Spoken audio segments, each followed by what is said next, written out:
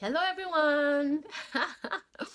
Welcome back to my channel. Thank you guys so much for joining me today. I know it's been a minute though, but don't mind me. I'm actually here now, right? I've been doing some, how do I put this now? I've been doing the best that I can to be consistent on social media, and I won't lie to you guys, it hasn't exactly been an easy ride for me, but it's something that I'm trying to work on. So my focus has been a lot on my Instagram page recently, but I just told myself that come on, I need to still continue to upload my videos here as well. So I'm back. And thank you guys for joining me today.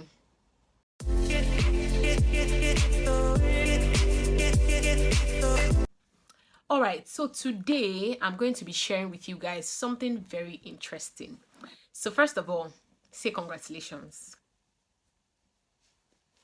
I didn't hear you. Say congratulations.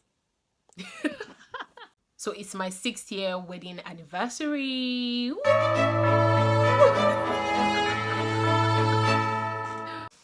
So it's been 6 years since I've been married. And guys, I am honestly very grateful to God, for seeing us through so far till now. We've been through quite a lot, but God has always, remained faithful in our lives.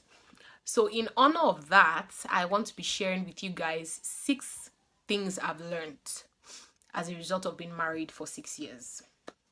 Okay? So please just go with me on this journey, okay? So as I mentioned earlier, I'm going to be sharing with you guys 6 lessons that I've learned as a result of being married for 6 years, okay? And the first thing I will say is the God factor. I know, it sounds very cliche. Everybody's always talking about, oh, God, and all that. But from what I've seen so far in the last 6 years, I can tell you guys for a fact that you need God. You need God on your side because, see, marriage is a beautiful thing, right? It's an institution that was ordained by God and everything like that. But marriage is also going to test you. There are a lot of things that are going to come up, some things that you will not even emphasize, some things that you will not even plan for, right? You don't even know what's going to happen tomorrow, talk less of what's going to happen in the future. So the best thing you can do is to just commit your life and your marriage into the hands of the one, that knows your yesterday, he knows your today, and he knows your tomorrow.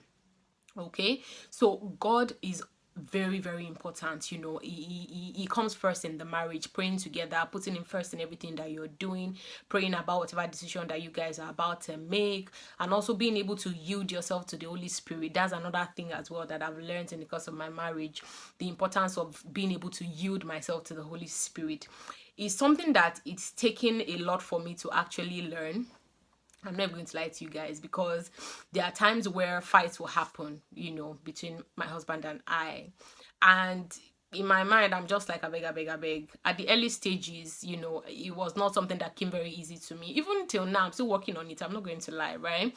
But the Holy Spirit has been very helpful in this journey of marriage, especially from my part, right? Because he has given me some specific instructions on things that he wants me to do, especially when there's an argument or a misunderstanding or something is going on, and maybe I've obviously offended my husband or whatever the case may be, right? There are times when he has given me specific instructions, and I realize that when I follow those instructions, the issues that look like they were, like high mountains suddenly become nothing, right? So the importance of yielding yourself to the Holy Spirit is something that I learned earlier on, and it's something that has really helped me in the course of my marriage. And I mean, it's something that I cannot overemphasize: yielding yourself to the Holy Spirit and the God factor. Okay, now that's number 1. Now the second thing that I've learned is that you are going to be surprised in your marriage. What I mean is that you and your partner might feel like you guys know each other, you guys are G's, you guys are friends, you guys are, he's my OG, I know him, I know her. I realize that no matter how long you think you know somebody, the moment you guys get married, that's when you are just realizing who this person is. Oh, forget, no cap. That is when you are just realizing who this person is. Right? So my wedding anniversary is October 21st, and I've known my husband since secondary school. Like, we've been friends for that long, right? I knew him through secondary school. We actually had like a small relationship. I beg, mommy and dad, if you're watching this, I'm sorry. But we kind of dated in secondary school. right? And then after secondary school, the whole relationship just kind of went down the drain, where he went for pre-degree and I stayed back to prepare for JAMB and everything like that. By the way, my parents didn't allow me to write JAMB on time because they felt like I was still small, because I finished secondary school at the age of 15. Please don't ask me when me and Tolu started dating, because but we started dating like around SS2 or something like that. Anyway, don't worry, I'll just you guys that one and in another video, so that this one doesn't get too long, right? So yeah, so what was I even saying? See, I've forgotten my chain of thought. Yeah, so basically what I'm trying to bring out is that I've known him for that long. After we broke up, after secondary school, he went over to the university. I also went to the university. Funnily, we went to the same university. We saw from time to time, but we weren't that tight. Then after school again, we reconnected. So, and then this is somebody that we attended the same church growing up. So like we were kind of friends. We're cool, right? I knew him, he knew me. We were kind of G's, and then eventually we reconnected. We got married. And even in marriage, there were certain things I started learning about him, and I was like, where did this thing come from? Is this really how you are? And I'm sure if you ask him to, he'll tell you the same thing about me. Because I was like, oh, more, there are certain things here that I had no clue that this is how you were, or these are things that because in my mind, I was so sure that, okay, I know this guy and everything like that. But more forget, though, you are going to learn new things about each other. And you just need to have an open mind. You need to have an open mind, right? And now when I say learning new things about each other, sometimes it can be positive and sometimes it can be negative, right? That's when I learned that love is actually a decision and not a choice, and not a feeling. It's a decision, it's a choice, and not a feeling. Because the truth is, if you just keep following how you are feeling, once you see certain things, you might feel irritated and disgusted. And if you are to act based on that feeling and the emotion that you were feeling at that particular point in time, you might as well just leave the marriage now. Do you get what I'm saying? But I discovered certain things about him and I was like, oh man, wow. I did not know that you were like this. So. And I also discovered certain things about myself too. I discovered certain things about myself too, and I was like, wow. So there are going to be surprises in marriage. You're going to learn new things about yourself. You're going to learn new things about your partner. And you need to make sure you have an open mind so that you guys can deal with it together, right? Deal with it together, right? And then let me even give you guys this funny example, right? So when we got married initially, I used to tell my husband, then when we eat, because I used to serve him his meals in a tray, right? And so once he's done eating and everything like that, he even used to try. I will not even lie, we'll carry it straight to the kitchen, which is something that I admire. However, the problem that I have is when you carry your tray to the kitchen and then you just drop it on the sink with the dishes still inside, with the bones and everything still in the tray. That thing used to give me anxiety, I swear to God. Because now let me tell you guys, because the truth of the matter is that there are certain chores that I hate and there are some that I can do without blinking. Doing dishes is one of the chores that I completely dislike. I don't like doing dishes. I hate it. I only do it because I have to do it.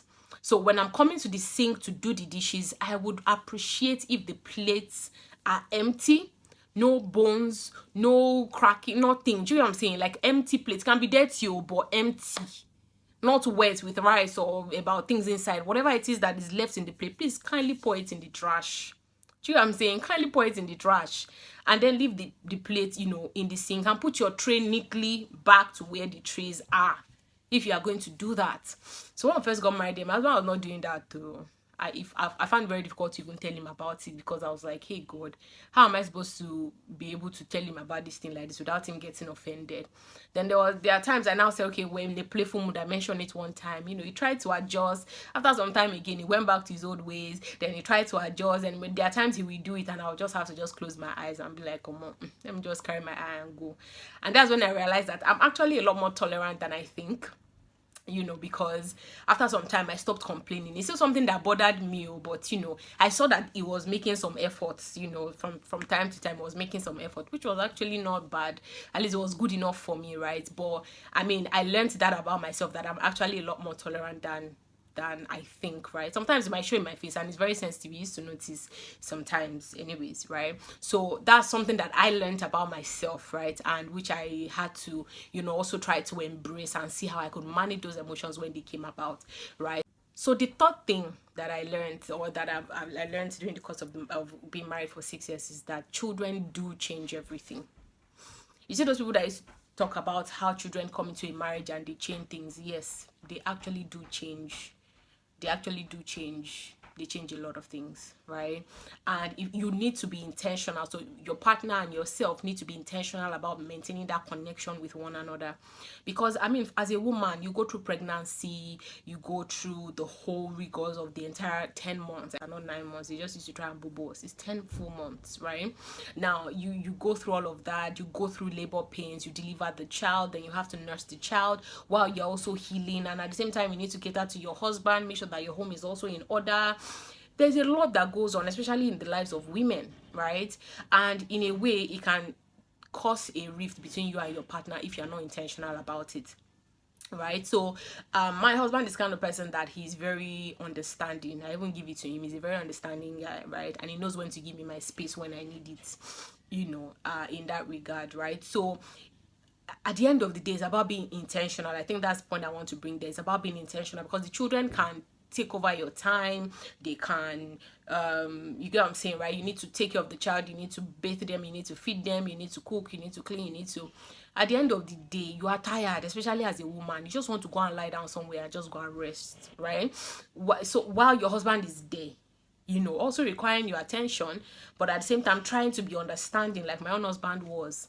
So at the end of the day, it's about being intentional with one another, that, okay, though they are children, though we have children to take care of, though we have a lot of things to do, we need to still come back and remember that it is majorly the two of us first. We were the ones that started this marriage first, right? We're the ones that started this marriage first.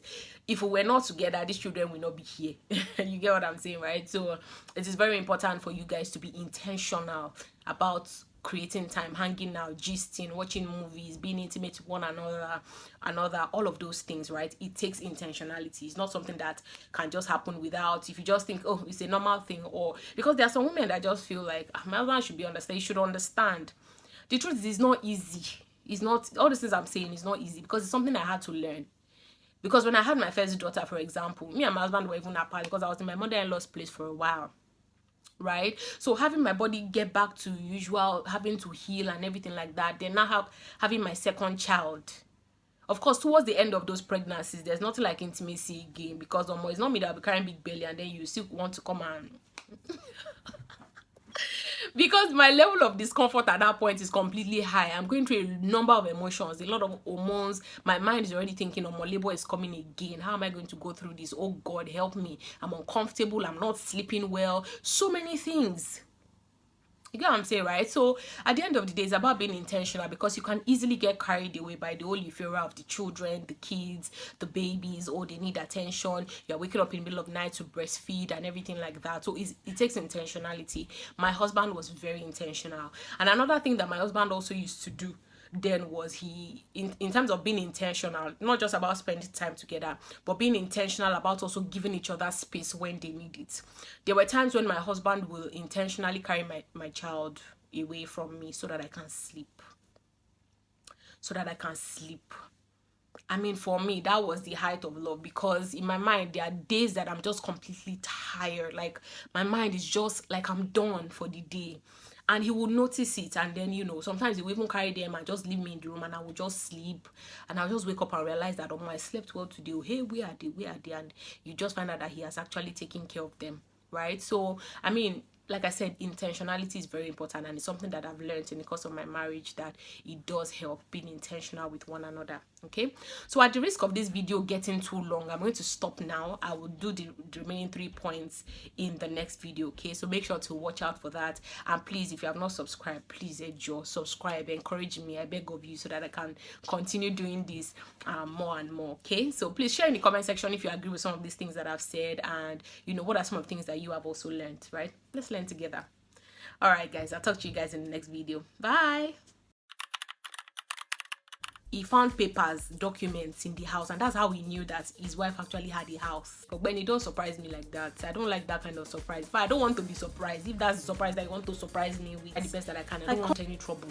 It's okay. Anything nobody saw is fine, and I just accept it and I move on. But in the course of my marriage, I realized that it's not healthy.